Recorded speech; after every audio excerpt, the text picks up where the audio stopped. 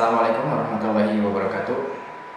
Ada beberapa pertanyaan dari sobat di video sebelumnya, yaitu tips apa saja yang perlu diperhatikan apabila kita hendak mengambil atau membeli tanah dan bangunan.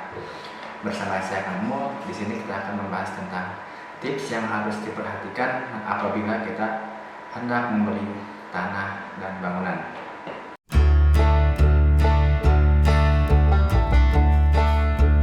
Oke, langsung saja. Apa sih yang harus kita perhatikan apabila kita hendak membeli tanah dan bangunan?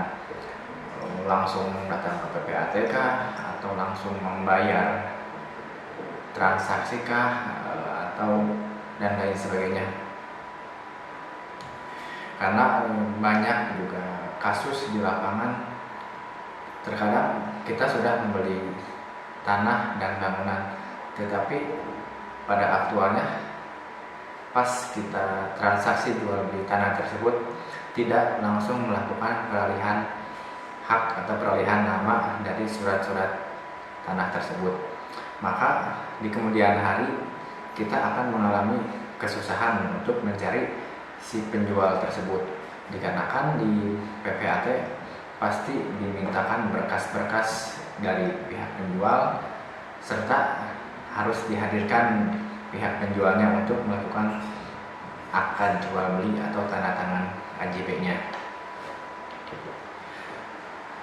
Dikarenakan dalam transaksi jual beli tanah dan bangunan tidak bisa disamakan seperti halnya kita membeli sebuah kendaraan, alat elektronik, dan lain sebagainya, yang mana jika kita mempunyai uang maka kita bisa langsung membeli transaksi dan membayarnya, serta kita langsung membawa pulang barang tersebut dan transaksi selesai saat itu juga. Dalam transaksi jual beli tanah dan bangunan kita diwajibkan oleh pemerintah, yaitu melibatkan PPAT atau pejabat pembuat akta tanah setempat untuk melakukan pemberkasan jual beli tanah tersebut.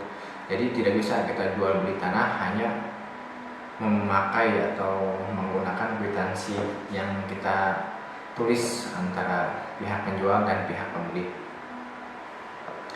Dan memilih PPAT pun kita tidak bisa sembarangan semau kita. Misalkan kita beli tanah di daerah Bandung, kita ingin menggunakan PPAT yang di daerah Bogor, jadi tidak bisa seperti itu, dikarenakan setiap PPAT itu ada daerah kerjanya masing-masing. Jadi kalau kita membeli tanah di Bogor, berarti kita harus menggunakan PPAT yang dari Bogor juga.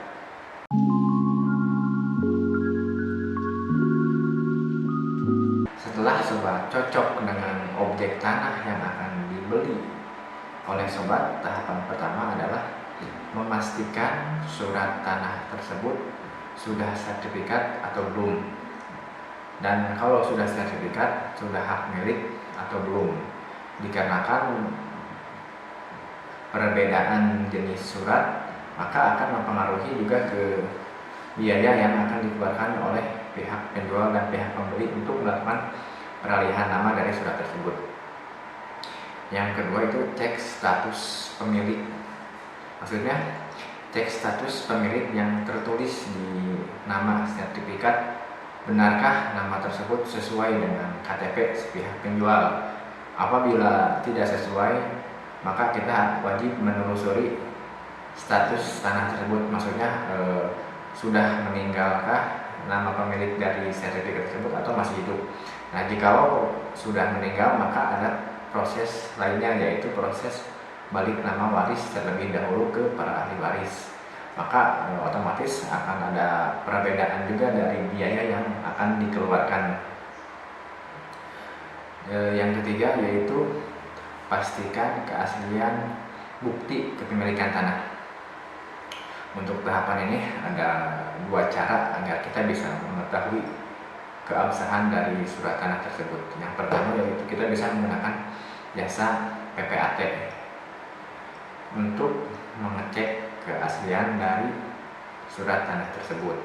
Yang kedua, kita bisa langsung datang ke kantor pertanahan setempat untuk melakukan pengecekan dari surat tersebut, tapi dengan catatan jikalau kita pengecekan ke BPM maka surat tanah tersebut harus sudah sertifikat, dikarenakan kalau belum sertifikat maka pihak pertanahan tidak bisa mengecek keabsahannya, dikarenakan belum terdaftar tanah tersebut di BPN-nya.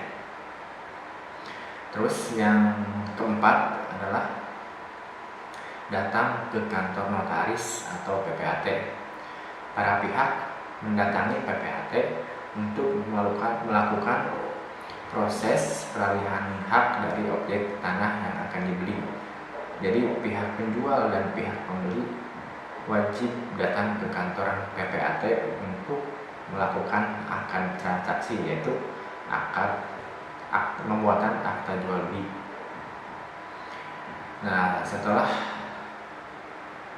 semua berada di kantor notaris atau PPAT, maka membuat kesepakatan pembayaran. Terakhir nih, setelah keluar rincian dari PPAT, tahapan selanjutnya adalah membuat kesepakatan pembayaran untuk biaya proses peralihan hak tersebut.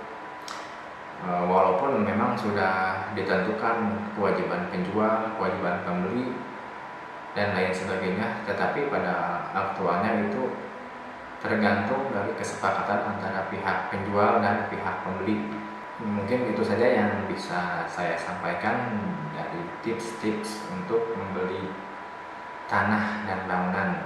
Apabila sobat akan membeli tanah dan bangunan, maka diperhatikan poin-poin yang tadi saya jelaskan agar sobat tidak mengalami kesusahan di kemudian hari apabila kita akan melakukan proses peralihan hak dari pihak penjual ke nama kita. Silakan apabila ada pertanyaan tinggalkan di kolom komentar. Jangan lupa subscribe video ini. Assalamualaikum warahmatullahi wabarakatuh.